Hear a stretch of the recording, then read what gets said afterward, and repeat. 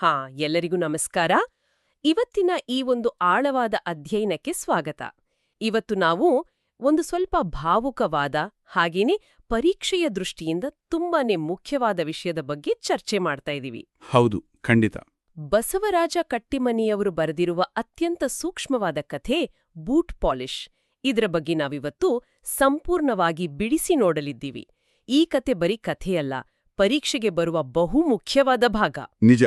ಯಾರಾದರೂ ಪರೀಕ್ಷೆ ಬರೀತಾ ಇದ್ರೆ ವಿಶೇಷವಾಗಿ ಆ 10 ಅಂಕಗಳ ದೀರ್ಘ ಉತ್ತರದ ಪ್ರಶ್ನೆಗಳು ಇರತ್ತಲ್ವಾ? ಹೌದು, ಆ 10 ಮಾರ್ಕ್ಸ್ ಪ್ರಶ್ನೆಗಳು. ಆ 10 ಅಂಕದ ಪ್ರಶ್ನೆಗಳಿಗೆ ಒಂದು ಪಕ್ಕಾ ಉತ್ತರ ಬರಿಬೇಕು ಅಂದ್ರೆ ಏನೆಲ್ಲ ಅಂಶಗಳು ಇರಬೇಕು, ಕಥೆಯ ತಿರುಳು ಏನು, ಪಾತ್ರಗಳ ಮನೋಭಾವ ಹೇಗಿದೆ ಅನ್ನೋದನ್ನ ನಾವಿವತ್ತು ಒಂದು ಸ್ಪಷ್ಟವಾದ ಚೌಕಟ್ಟಿನಲ್ಲಿ ನಿರ್ಮಾಣ ಮಾಡೋಣ ಅಂತ ಇದ್ದೀವಿ. ಎಕ್ಸಾಕ್ಟ್ಲಿ. ಅಂದ್ರೆ ಆ ಸಾಮಾಜಿಕ ಕಳಕಳಿಯನ್ನ ಒಟ್ಟುಗೂಡಿಸಿ ಒಂದು ಅದ್ಭುತವಾದ ಉತ್ತರನ ಹೇಗೆ ಕಟ್ಟಿಕೊಡಬಹುದು ಅಂತ ನೋಡೋಣ. ಆದ್ರೆ ಇದೇನು ಒಂಥರ ಕ್ಲಾಸ್ ರೂಮ್ ಪಾಠದ ತರ ಇರೋದಿಲ್ಲ. ಖಂಡಿತ ಇಲ್ಲ. ಇದೊಂದು ಆಸಕ್ತಿದಾಯಕವಾದ ಚರ್ಚೆ ಆಗಿರುತ್ತೆ. ಯಾಕಂದ್ರೆ ಸಾಹಿತ್ಯನ ನಾವು ಅನುಭವಿಸ್ಬೇಕು, ಬರೀ ಬಾಯ್ಪಾಠ ಮಾಡೋದಲ್ಲ. ಹೌದು. ಆ ತಾರ್ಕಿಕ ಹರಿವಿನ ಮೊದಲ ಹೆಜ್ಜೆಯಾಗಿ ನಾವು ಕಥೆಯ ಆರಂಭದ ಬಗ್ಗೆ ಮಾತಾಡೋಣ. ನಾವು ಸಾಮಾನ್ಯವಾಗಿ ರೈಲು ನಿಲ್ದಾಣದಲ್ಲಿ ಅಥವಾ ಬಸ್ ಸ್ಟ್ಯಾಂಡಿನಲ್ಲಿ ಕಾಯ್ತಾ ಇರಬೇಕಾದ್ರೆ ಒಂದು ಸಣ್ಣ ಧ್ವನಿ ಕೇಳಿಸ್ತು ಅಲ್ವಾ? ಪಾಲಿಷ್, ಬೂಟ್ ಪಾಲಿಷ್, ಹೆಚ್ಚಿಲ್ಲರಾಯರೇ ಒಂದೇ ಆಣೆ ಅಂತ. ಹೌದು, ಆ ಧ್ವನಿ ನಮ್ಮೆಲ್ಲರಿಗೂ ಚಿರಪರಿಚಿತ. ಆದ್ರೆ ನಾವೇನ್ ಮಾಡ್ತೀವಿ? ಮುಖ ತಿರುಗಿಸ್ತೀವಿ ಅಥವಾ ಸ್ವಲ್ಪ ಸಿಟ್ಟಿನಿಂದಲೇ ಬೆಳಪ ಹೋಗು ಅಂತ ಮುಂದೆ ಸಾಕ್ತೀವಿ. ಆ ಕ್ಷಣದಲ್ಲಿ ಆ ಮಗುವಿನ ಹಿಂದಿರೋ ಬದುಕು ನಮ್ಗೆ ಕಾಣೋದೇ ಇಲ್ಲ. ಅಂದ್ರೆ ನಾವು ಕೇವಲ ಆ ಮೇಲ್ಮೈಯನ್ನು ಮಾತ್ರ ನೋಡಕ್ಕೆ ಇಷ್ಟಪಡ್ತೀವಿ. ಯಾಕಂದ್ರೆ ನಮಗೆ ನಮ್ಮದೇ ಆದ ಬದುಕಿದೆ. ಆ ಕತ್ತಲ ಜಗತ್ತಿನ ಕಡೆಗೆ ನೋಡಿದ್ರೆ ಎಲ್ಲೋ ಒಂದು ಕಡೆ ನಮ್ಮ ಜವಾಬ್ದಾರಿಯೂ ಇದೆಯಲ್ವಾ ಅನ್ನೋ ಅಪರಾಧ ಪ್ರಜ್ಞೆ ಕಾಡೋಕ್ ಶುರುವಾಗತ್ತೆ. ನಿಜ. ಆ ಅಪರಾಧ ಪ್ರಜ್ಞೆಯ ಕಡೆಗೆ ನಾವಿವತ್ತು ಬೆಳಕು ಚೆಲ್ಲೋಣ. ಪರೀಕ್ಷೆಯ ಉತ್ತರ ಬರೆಯುವಾಗ ಮೊದಲಿಗೆ ಲೇಖಕರ ಪರಿಚಯ ಇರಬೇಕಲ್ವಾ? ಕಟ್ಟಿಮನಿಯವರ ಹಿನ್ನೆಲೆ ಏನು ಹೇಳುತ್ತೆ? ಇಲ್ಲಿ ನಾವು ಗಮನಿಸಬೇಕಾದ ಮುಖ್ಯ ಅಂಶ ಅಂದ್ರೆ ಅವರ ಜೀವನಾನುಭವ. ಬಸವರಾಜ ಕಟ್ಟಿಮನಿಯವರು 1919ರಲ್ಲಿ ಬೆಳಗಾವಿ ಜಿಲ್ಲೆಯಲ್ಲಿ ಹುಟ್ಟಿದ್ದು. ಓ, ಬೆಳಗಾವಿ. ಹೌದು. ಅವರು ಕೇವಲ ಒಬ್ಬ ಕಾದಂಬರಿಕಾರರು ಮಾತ್ರ ಆಗಿರಲಿಲ್ಲ, ಬೇರೇನಾಗಿದ್ರು? ಅವರೊಬ್ಬ ಪ್ರಖರವಾದ ಪತ್ರಕರ್ತರು ಕೂಡ ಆಗಿದ್ರು. ಪತ್ರಿಕೋದ್ಯಮದಲ್ಲಿದ್ದಾಗ ಮನುಷ್ಯ ಸಮಾಜದ ಪ್ರತಿಯೊಂದು ಪದರವನ್ನ ತುಂಬಾ ಹತ್ತಿರದಿಂದ ನೋಡಿರ್ತಾನೆ. ಖಂಡಿತ. ಆ ಕಟ್ಟಕಡೆಯ ಮನುಷ್ಯನ ಕಷ್ಟಗಳು ಅವ್ರಿಗೆ ಚೆನ್ನಾಗಿ ಗೊತ್ತಿರುತ್ತೆ. ಎಕ್ಸಾಕ್ಟ್ಲಿ. ಅವರ ಸಾಹಿತ್ಯ ಸೇವೆಗೆ ಸೋವಿಯತ್ ಲ್ಯಾಂಡ್ ನೆಹರು ಪ್ರಶಸ್ತಿ ಕೂಡ ಸಿಕ್ಕಿದೆ. ಅಂದ್ರೆ ಅವರ ಬರವಣಿಗೆಯಲ್ಲಿ ಶೋಷಿತರ ಪರವಾದ ಒಂದು ಧ್ವನಿ ಸದಾ ಇರ್ತಿಪ್ಪು ಅನ್ನೋದನ್ನ ನಾವು ಉತ್ತರದಲ್ಲೇ ಸೇರಿಸಬೇಕು. ಆ ವಾಸ್ತವದ ಚಿತ್ರಣ ಕಥೆಯ ಆರಂಭದಲ್ಲೇ ನಮ್ಗೆ ಗೊತ್ತಾಗತ್ತೆ. ಸಿನಿಮಾ ಮಂದಿರದ ಬಳಿ ಅಥವಾ ಬಸ್ ನಿಲ್ದಾಣದ ಬಳಿ ದಿನಪತ್ರಿಕೆ ಓದ್ತಿರುವವರು, ಊಟಕ್ಕೆ ಹೋಗ್ತಿರುವವರು, ಹೀಗೆ ಬೇರೆ ಬೇರೆ ಜನರ ಕಾಲಬುಡದಲ್ಲಿ ಈ ಹುಡುಗ ಕೂಗಿಕೊಳ್ತಾ ಇರ್ತಾನೆ. ಹೌದು, ಕನ್ನಡಿಯ ಹಾಗೆ ಜಳಜಳ ಮಾಡಿಕೊಡ್ತೇನೆ ಅಂತ ಗೋಗರಿಯುತ್ತಾನೆ. ಜನರು ಸಿಟ್ಟಿನಿಂದ ನೋಡಿದ್ರೂ ಅವನು ಜಗ್ಗೋದಿಲ್ಲ. ಒಂದೇ ಆಣೆ ಸಂಪಾದನೆ ಅವನು ಗುರಿ. ಇಲ್ಲಿ ನನ್ಗೊಂದು ಅದ್ಭುತವಾದ ಹೋಲಿಕೆ ನೆನಪಿಗೆ ಬರ್ತಾ ಇದೆ. ಏನ್ ಗೊತ್ತಾ? ಕಥೆಯಲ್ಲಿ ಎಲ್ಲಿಯೂ ಆ ಹುಡುಗನಿಗೆ ತನ್ನದೇ ಆದ ಹೆಸರಿಲ್ಲ. ಹೌದು, ಹೆಸರೇ ಇಲ್ಲ. ಸಮಾಜ ಅವನನ್ನ ಬೂಟ್ ಪಾಲಿಷ್ ಅಂತಾನೆ ಕರೀತದೆ. ಇದು ನೋಡಕ್ಕೆ ಒಂಥರ ನಾವು ಸೂಪರ್ ಮಾರ್ಕೆಟಲ್ಲಿ ವಸ್ತುಗಳ ಮೇಲೆ ಬಾರ್ಕೋಡ್ ಇರುತ್ತಲ್ವಾ, ಆ ಥರ. ಎಕ್ಸಾಕ್ಟ್ಲಿ, ಬಾರ್ಕೋಡ್ ತರಹ. ಸಮಾಜ ಅವನನ್ನ ಕೇವಲ ಅವನ ಸೇವೆಗಾಗಿ ಸ್ಕ್ಯಾನ್ ಮಾಡುತ್ತೆ ಮತ್ತೆ ಮುಂದೆ ಸಾಗುತ್ತಲೇ ಇರುತ್ತೆ. ಅವನೊಬ್ಬ ಮನುಷ್ಯ, ಅವನಿಗೊಂದು ಹೆಸರಿದೆ ಅನ್ನೋದೇ ಯಾರಿಗೂ ಬೇಡವಾಗಿದೆ. ಇದು ನಿಜಕ್ಕೂ ಮನುಮುಟ್ಟುವಂತಹ ಹೋಲಿಕೆ. ಬಾರ್ಕೋಡ್ ಸ್ಕ್ಯಾನ್ ಮಾಡುವಾಗ ಆ ವಸ್ತುವಿಗೆ ಜೀವ ಇದೆಯಾ ಇಲ್ವಾ ಅಂತ ನಾವು ಯೋಚನೆ ಮಾಡಲ್ಲ. ನಮ್ಮಿಗ್ ಬೇಕಾಗಿರೋದು ಅದರ ಉಪಯೋಗ ಅಷ್ಟೇ. ಹೌದು. ಸಮಾಜ ಈ ಬಡತನವನ್ನ ನೋಡೋ ದೃಷ್ಟಿಕೋನನೂ ಇದೇ ಆಗಿದೆ. ಮನುಷ್ಯನನ್ನ ಅವನ ಕೆಲಸದಿಂದ ಮಾತ್ರ ಗುರುತಿಸಿ ಅವನೊಳಗಿನ ಮಾನವೀಯತೆಯನ್ನ ಅಳಿಸಿ ಹಾಕೋ ಪ್ರಕ್ರಿಯೆ ಇದು. ಇದನ್ನೇ ನಾವು ಡಿಹ್ಯೂಮನೈಸೇಷನ್ ಅಥವಾ ಅಮಾನವೀಕರಣ ಅಂತ ಕರಿಬೋದಾ? ಖಂಡಿತ, ಅಮಾನವೀಕರಣ. ಪ್ರಬಂಧವನ್ನ ಬರೆಯುವಾಗ ಈ ಪದವನ್ನ ಬಳಸೋದು ಬಹಳ ಮುಖ್ಯ. ಸಮಾಜ ಆ ಹುಡುಗನಿಗೆ ಕೊಟ್ಟಿರೋ ಏಕೈಕ ಅಸ್ತಿತ್ವ ಅಂದ್ರೆ ಆ ಕುಂಚ ಮತ್ತೆ ಪಾಲಿಶ್ ಡಬ್ಬಿ. ಅದು ಇಲ್ಲ ಅಂದ್ರೆ ಅವನಿಗೆ ಬೆಲೆಯೂ ಇಲ್ಲ, ಅಸ್ತಿತ್ವವೂ ಇಲ್ಲ. ಆ ಅಮಾನವೀಕರಣದ ಕಲ್ಪನೆ ಬಹಳ ಆಳವಾಗಿದೆ.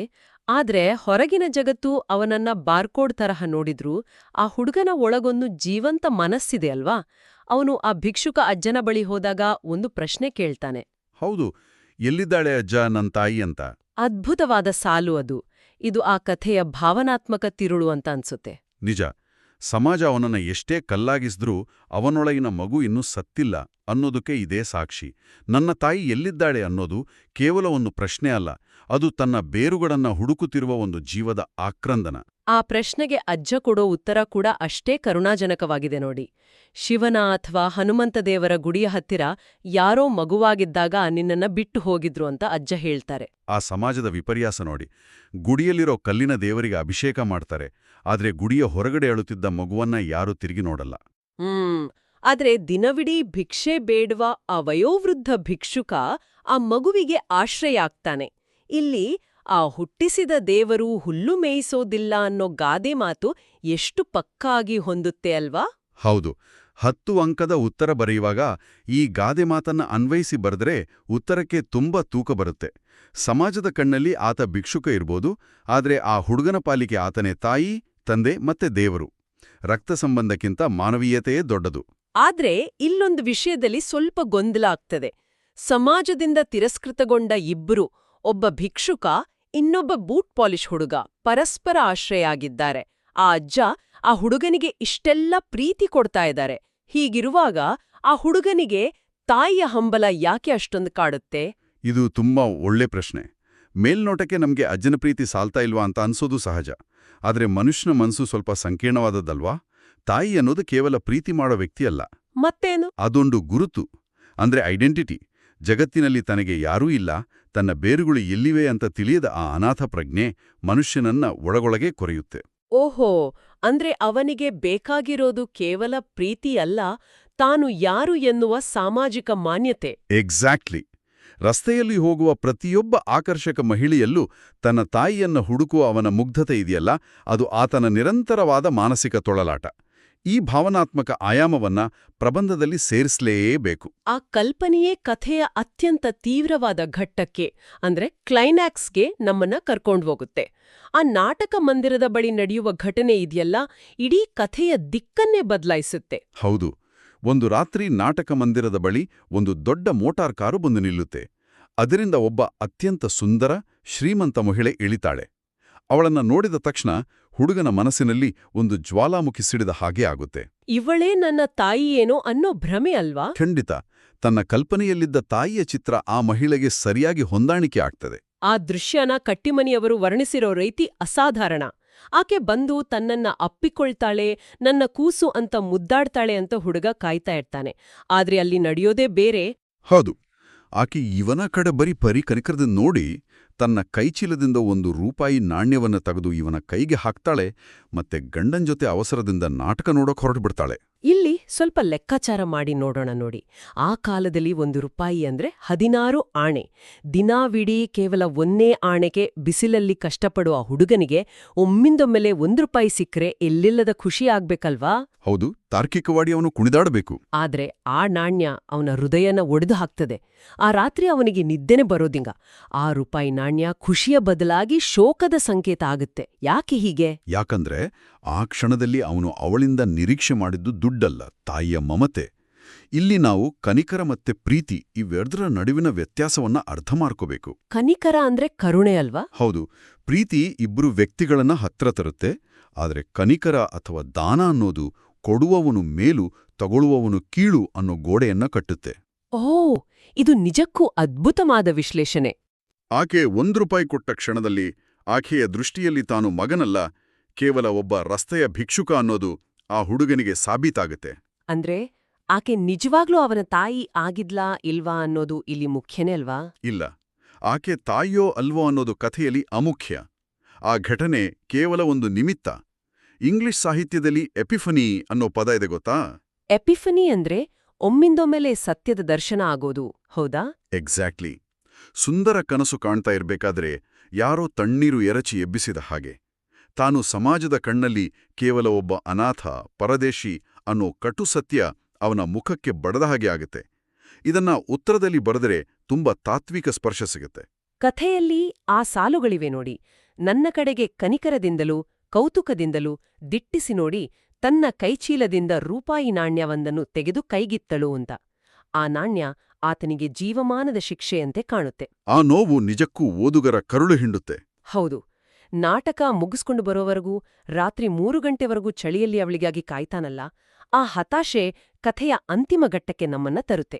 ಆ ಕಾರು ಹೋದ ಮೇಲೆ ಅವನು ತನ್ನ ಅಜ್ಜನ ಬಳಿ ಬಂದು ಅಳುತ್ತಾ ಹೇಳೋ ಮಾತಿದೆ. ಬೀದಿ ನಾಯಿಗಳಿಗೂ ತಾಯಿ ತಂದೆ ಇರ್ತಾರೆ, ಆದರೆ ನಾನೊಬ್ಬ ಪರದೇಶಿ ಅಜ್ಜ ಅಂತ. ಇದು ಇಡೀ ಸಮಾಜದ ಆತ್ಮಸಾಕ್ಷಿಯನ್ನ ಪ್ರಶ್ನೆ ಮಾಡೋ ಹಾಗಿದೆ. ಬೀದಿ ನಾಯಿಗಳಿಗಿಂತ ಕಡೆಯಾದ ಬದುಕು ಅಂದ್ರೆ ಸಮಾಜ ತಳಿಯ ನಾಯಿಗಳನ್ನ ಪ್ರೀತಿಯಿಂದ ನೋಡ್ಕೊಳ್ಳುತ್ತೆ, ಆದ್ರೆ ಮನುಷ್ಯನ ಮಗುವೊಂದು ರಸ್ತೆಯಲ್ಲಿ ಅನಾಥವಾಗಿದ್ರೆ ಕಡೆಗಣಿಸುತ್ತೆ ಅನ್ನೋ ಕಟು ಸತ್ಯ ಅಲ್ವಾ? ನಿಖರವಾಗಿ. ಪ್ರಾಣಿಗಳಿಗಿರೋ ಸಂಬಂಧ ಕೂಡ ಈ ಮಕ್ಕಳಿಗೆ ಸಿಗ್ತಾ ಇಲ್ವಲ್ಲ ಅನ್ನೋ ಲೇಖಕರ ಆಕ್ರೋಶ ಇದು. ಇದು ಕೇವಲ ಒಬ್ಬ ಹುಡುಗನ ಕಥೆಯಲ್ಲ, ಸಮಾಜದ ನಿರ್ಲಕ್ಷ್ಯಕ್ಕೊಳಗಾದ ಪ್ರತಿಯೊಂದು ಅನಾಥ ಮಗುವಿನ ಧ್ವನಿ. ಹಾಗಾದ್ರೆ ಈ ಎಲ್ಲಾ ವಿಚಾರಗಳನ್ನ ಒಟ್ಟುಗೂಡಿಸಿ ನೋಡೋದಾದ್ರೆ, ಪರೀಕ್ಷೆಯ ವಿದ್ಯಾರ್ಥಿಗಳು ತಮ್ಮ 10 ಅಂಕಗಳ ಉತ್ತರದ ಉಪಸಂಹಾರವನ್ನ ಹೇಗೆ ಮುಕ್ತಾಯಗೊಳಿಸಬೇಕು? ಈ ಕಥೆ ಕೊಡುವ ಅಂತಿಮ ಪಾಠ ಏನು? ಉಪಸಂಹಾರದಲ್ಲಿ ಈ ಸಂಪೂರ್ಣ ಚರ್ಚೆಯನ್ನ ನಾವು ಸಂಶ್ಲೇಷಣೆ ಮಾಡಬೇಕು.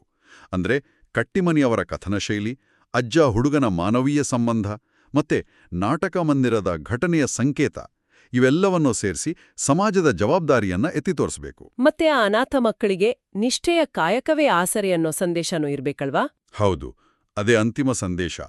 ತಾಯಿಯ ಪ್ರೀತಿಯಿಂದ ವಂಚಿತರಾದವರಿಗೆ ಬೇರೆ ಯಾವ ಆಸರೆಯೂ ಇಲ್ಲ. ವಾಸ್ತವವನ್ನ ಒಪ್ಕೊಳ್ಳೇಬೇಕು. ಅವನ ನಿರಂತರವಾದ ಶ್ರಮ, ಬೆವರು ಸುರಿಸಿ ಮಾಡೋ ನಿಷ್ಠೆಯ ಕಾಯಕವೇ ಅವನಿಗೆ ಊರುಗೋಲು. ಅದೇ ಅವನಿಗೆ ತಾಯಿ, ಅದೇ ದೇವರು ಅಂತ ಬರೆದು ಉತ್ತರ ಮುಕ್ತಾಯ ಮಾಡಿದ್ರೆ ಸಂಪೂರ್ಣ 10 ಅಂಕಗಳು ಖಂಡಿತ ಸಿಗತ್ತೆ. ಅತ್ಯದ್ಭುತವಾದ ವಿಶ್ಲೇಷಣೆ. ಲೇಖಕರ ಪತ್ರಿಕೋದ್ಯಮದ ಹಿನ್ನೆಲೆಯಿಂದ ಶುರುಮಾಡಿ ಅಮಾನವೀಕರಣದ ಬಾರ್ಕೋಡ್ ಹೋಲಿಕೆ, ₹1 ನಾಣ್ಯದ ಹಿಂದಿರೋ ಕನ್ನಿಕರ ಮತ್ತು ಪ್ರೀತಿಯ ನಡುವಿನ ಸಂಘರ್ಷ, ಇವೆಲ್ಲವೂ ಕಥೆಯ ಬೇರೆ ಬೇರೆ ಆಯಾಮಗಳನ್ನ ಬಿಚ್ಚಿಟ್ಟಿವೆ. ಹೌದು, ಪರೀಕ್ಷೆ ದೃಷ್ಟಿಯಿಂದ ಮಾತ್ರವಲ್ಲ, ಸಾಹಿತ್ಯವನ್ನ ಆಳವಾಗಿ ಆಸ್ವಾದಿಸಲು ಕೂಡ ಈ ಚರ್ಚೆ ಸಹಾಯ ಆಗ್ತದೆ ಅಂತ ನಂಬಿದ್ದೀನಿ. ಸಾಹಿತ್ಯ ನಮ್ಮ ದೃಷ್ಟಿಕೋನನ ಬದಲಾಯಿಸಬೇಕಲ್ವಾ? ಖಂಡಿತ. ಬಸವರಾಜ ಕಟ್ಟಿಮನಿಯವರ ಬೂಟ್ ಪಾಲಿಷ್ ಕಥೆಯ ಈ ಸುದೀರ್ಘ ಅಧ್ಯಯನವನ್ನ ಇಲ್ಲಿಗೆ ಮುಕ್ತಾಯ ಮಾಡೋಣ. ನಾವೆಲ್ಲ ಕಥೆಯ ಪ್ರತಿ ಪದರವನ್ನು ತೆರೆದು ನೋಡಿದಿವಿ. ಆದ್ರೆ ಕೊನೆಯದಾಗಿ ಒಂದು ಚಿಂತನೆ. ಹೇಳಿ. ಮುಂದಿನ ಬಾರಿ ನಾವೆಲ್ಲ ರೈಲು ನಿಲ್ದಾಣದಲ್ಲೋ ಅಥವಾ ಸಿಗ್ನಲ್ನಲ್ಲೋ ಇದ್ದಾಗ ಯಾವ್ದಾದ್ರೂ ಸಣ್ಣ ಮಗು ಬಂದು ಏನನ್ನಾದ್ರೂ ಮಾರಲ್ಲೋ ಅಥವಾ ಪಾಲಿಷ್ ಮಾಡಲು ಕೇಳಿದಾಗ ಆ ಮಗುವನ್ನ ಬರೀ ಒಂದು ಕಿರಿಕಿರಿ ಅಂತ ದಯವಿಟ್ಟು ಭಾವಿಸ್ಬೇಡಿ. ಹೌದು, ಬರೀ ಕನಿಕರ ತೋರಿಸಿ ದುಡ್ಡು ಎಸೆಯೋ ಮುನ್ನ ಸ್ವಲ್ಪ ಯೋಚನೆ ಮಾಡಬೇಕು. ಅವರ ಕಣ್ಣಲ್ಲಿರೋ ಕಥೆನ ಓದೋಕೆ ಒಮ್ಮೆ ಪ್ರಯತ್ನ ಪಡಿ. ಆ ಮಗುವಿನ ನಿಜವಾದ ಹೆಸರೇನು, ಆ ಮಗುವಿನ ಹಿಂದಿರೋ ಅಜ್ಜ ಯಾರು ಅಂತ ನಿಮ್ಮಲ್ಲಿ ಕುತೂಹಲ ಮೂಡುತ್ತಾ? ಒಮ್ಮೆ ಯೋಚಿಸಿ. ನಮಸ್ಕಾರ. ನಮಸ್ಕಾರ.